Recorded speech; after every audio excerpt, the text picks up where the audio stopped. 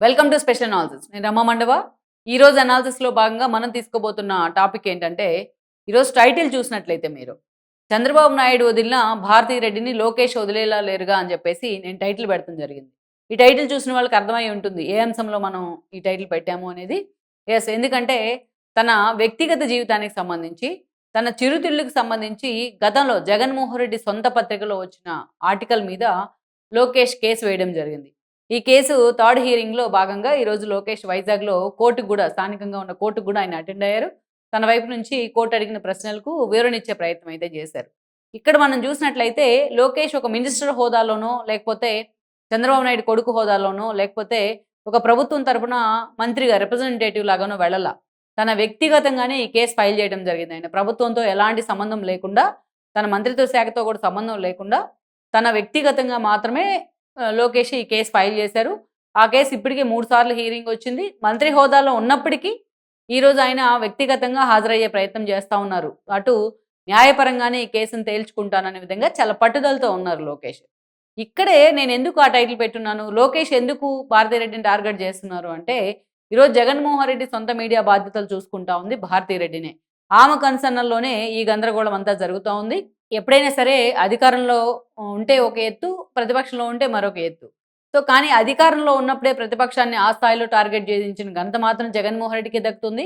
జగన్మోహన్ రెడ్డి వెంట నోటి వెంట వచ్చిన మాటలనే కాదు, రాని మాటలను కూడా 4 కలిపి జగన్మోహన్ రెడ్డి సొంత పత్రికలో వండి వార్చేవాళ్ళు. ప్రతిరోజు ఒక కుక్కుడపు స్టోరీ వండి వార్చేవాళ్ళు.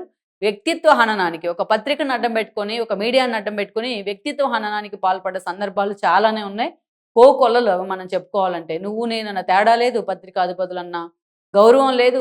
మాజీ ముఖ్యమంత్రులు, ముఖ్యమంత్రులన్న విశ్వాసం లేదు. ఏది లేదు. సో, జగన్మోహన్ రెడ్డి పార్టీ ఎజెండాని యాజ్ ఇట్ ఈస్‌గా పర్ఫెక్ట్‌గా ఇంప్లిమెంట్ చేసే వ్యక్తి ఎవరన్నా ఉన్నారు అంటే ఆ పత్రిక ద్వారా, ఆ మీడియా ద్వారా భారతిరెడ్డి గారే. చాలా పర్ఫెక్ట్‌గా ఆమె ఇంప్లిమెంట్ చేస్తా ఉంటారు ఈ వ్యవహారం మొత్తాన్ని కూడా. అయితే ఇక్కడ ఎందుకు భారతిరెడ్డిని టార్గెట్ చేస్తున్నారంటే ఈరోజు ఆ పత్రిక అధిపతిగా భారతిరెడ్డే ఉన్నారు.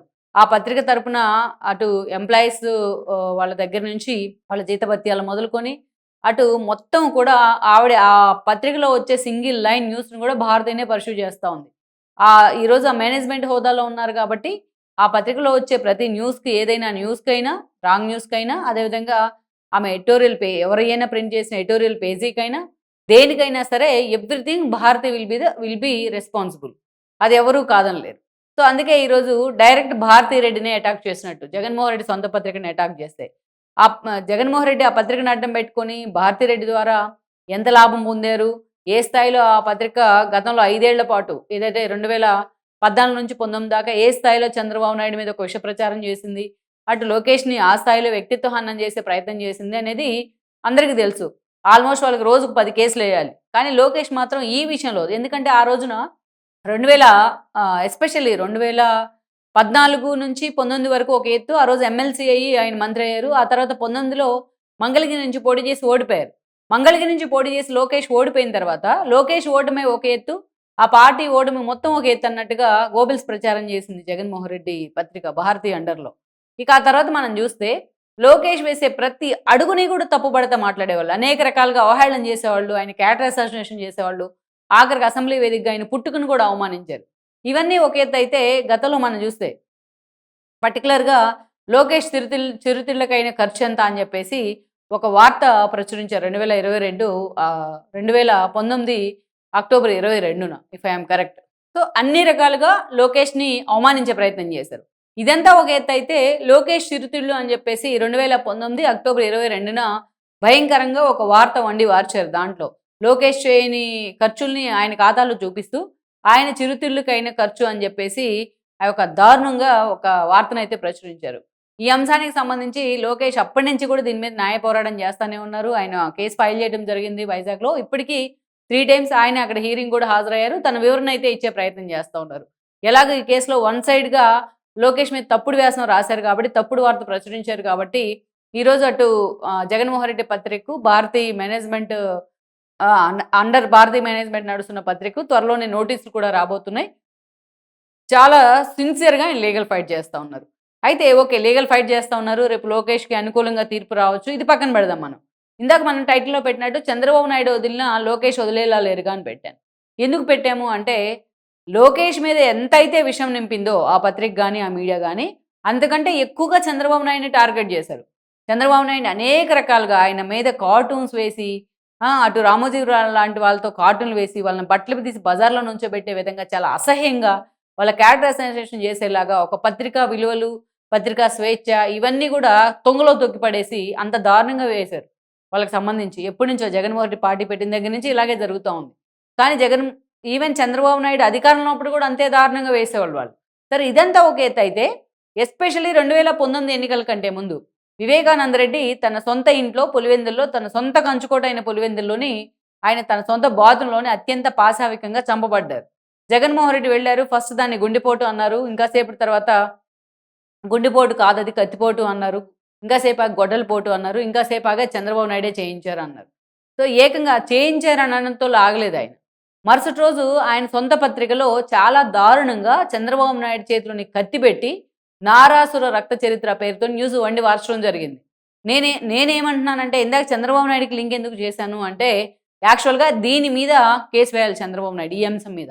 ఎందుకంటే ఆయన ఎప్పుడు కూడా వెండెట్టా పాలిటిక్స్ దూరంగా ఉంటారు. ఈరోజు వెండెట్టా చేయాలి చంద్రబాబు నాయుడు అనుకుంటే ఈ పాటికి జగన్మోహన్ రెడ్డి ఆయన వందిమాగదులు మొత్తం జైల్లో ఉండేవాళ్ళు కేసీఆర్తో సహా. కానీ చంద్రబాబు నాయుడు వెండెట్టాకి ఎప్పుడు కూడా ప్రయారిటీ ఇవ్వడు. రాజకీయాల్లో ఎంత ఆయన మీద కొన్ని విమర్శలు వచ్చినా ఆయన సహనాన్నే ఫాలో అవుతూ ఉంటారు. సో ఎప్పుడు కూడా ప్రతీకారం కానీ ప్రతీకారతో రగిలిపోవడం కానీ ఇలాంటివి ఆయన డిక్షనరీలో లేవు. అయినా సరే ఇది దారుణం. చంద్రబాబు నాయుడిని జైల్లో పెట్టిన అంశం కంటే ఇది దారుణం. ఎందుకంటే చంద్రబాబు నాయుడు పరిపాలన అంటేనే అందరూ కూడా లాండ్ ఆర్డర్ చాలా పర్ఫెక్ట్గా చెప్పుకుంటూ ఉంటారు. అలాంటి చంద్రబాబు నాయుడు చేతిలోని కత్తి పెట్టి దారుణంగా వివేకానందని ఆయనే చంపేసినట్టుగా జగన్మోహన్ రెడ్డి పేపర్ పోర్ట్రైట్ చేసే ప్రయత్నం చేసింది. ఆ ఫోటోనే చాలా దారుణం ఆక్వర్డ్‌గా ఉంటుంది. చంద్రబాబు నాయుడు చేతిలో కత్తి పెట్టి నారాసుర రక్త చరిత్ర అంటూ ఆయన వ్యక్తిత్వ హననానికి పాల్పడ్డారు. ఇలాంటివి చాలా జరిగినా ఇది పీక్ నేను చెప్తా ఉంది. మరి ఇలాంటి విషయాల మీదే చంద్రబాబు నాయుడు ఇప్పటిదాకా కూడా కేసు వేయలేదు. ఆయన వేయకపోతే పోనీ ఆయన అభిమానులు పార్టీలో క్యాడర్ చాలా మంది ఉన్నారు. వాళ్ళతో కూడా ఒక కేసు కూడా పరువు నష్టం కేసు వేయించే ప్రయత్నం చేయలేదు. ఒక 1000 మందితోనో 10,000 మందితోనో ఒకేసారి పరువు నష్టం కేసు వేయిస్తే జగన్మోహన్ రెడ్డి అయినా భారతీరెడ్డి అయినా దిక్కిందకి రావాల్సింది. కానీ ఆ దిశగా చంద్రబాబు నాయుడు ఫోకస్ పెట్టలేదు. ఇంకా చాలా దారుణాలు చేశారు. వాటన్నిటికంటే ఇది చాలా దారుణం. చంద్రబాబు నాయుడిని అరెస్ట్ చేసిన అంశం కంటే ఆయన చేతిలో కత్తి పెట్టి ఈరోజు పెద్ద ఫోటో బ్యానర్ ఐటమ్ వేసి పెద్ద ఫోటో వేయడం చాలా దారుణం అది. అలాంటివి చాలా ఉన్నాయి చెప్పుకుంటూ వెళ్ళాలంటే. కానీ చంద్రబాబు నాయుడు మాత్రం సైలెంట్గా ఉన్నారు. ఆయన మహిళల మీదకి వెళ్ళడానికో మహిళల్ని లేకపోతే అబ్యూజ్ చేయడానికో ఆయన ఒప్పుకోరు.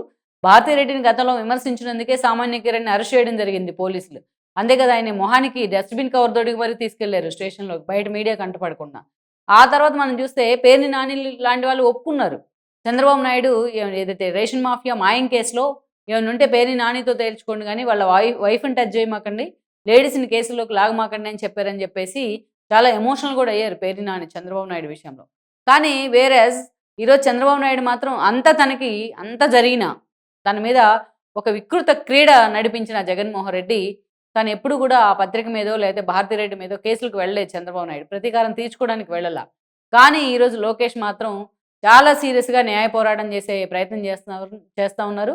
తన తండ్రిలాగా కాదు, నేను తలుచుకుంటే ఎంత దూరమైనా వెళ్తాను, అటు అధికారంతో సంబంధం లేకుండా అధికారంతో సంబంధం ఉండి అధికారాన్ని అడ్డుపెట్టుకోవాలంటే ఏదైనా చేయొచ్చు ఈరోజు లోకేష్ ఒక మంత్రి హోదాలో. కానీ వాటితో సంబంధం లేకుండా వ్యక్తిగతంగానే అటు న్యాయస్థానం మీద తమకు నమ్మకం ఉంది అని ప్రూవ్ చేసే ప్రయత్నం జరుగుతూ ఉంది. సో అందుకే నేను టైటిల్ పెట్టున్నాను, భారతీరెడ్డిని చంద్రబాబు నాయుడు వదిలినా లోకేష్ వదిలేలా లేరు అనేది. సో ఏదో ఒక పాయింట్ దగ్గర భారతీరెడ్డి అయితే మాత్రం లోకేష్కి ఈరోజు ఆన్సర్ అయితే చెప్పాల్సిన అవసరం అయితే రాబోతోంది. Please share, like and subscribe R24 Telugu YouTube channel.